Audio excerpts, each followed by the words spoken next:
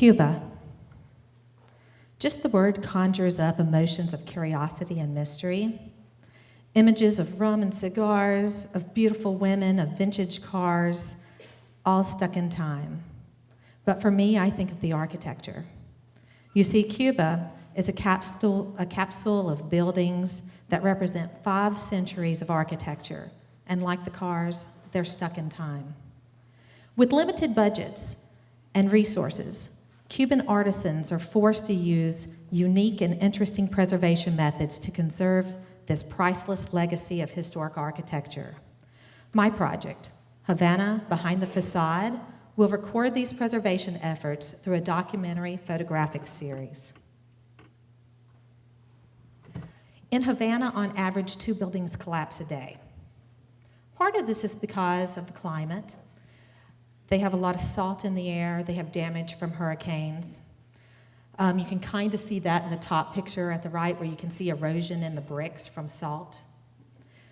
The other half has a lot to do with the American embargo. They have a huge lack of resources, both economic and materials. The result is building materials being scavenged from collapsing buildings, and repairs are being made, kind of like you can see them stacking up the bricks from the fallen building or gathering up the tiles.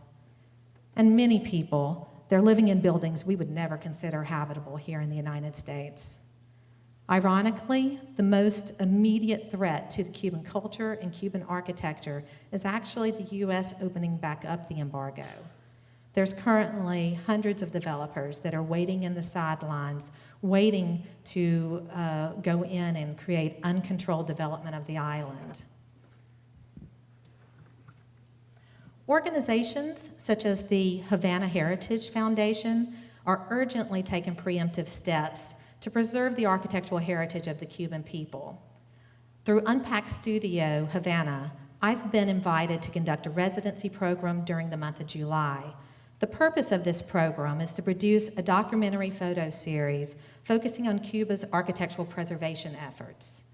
I will accomplish this through observing and interviewing preservation artisans to learn about their culture and their methods, while capturing their activities in photographs.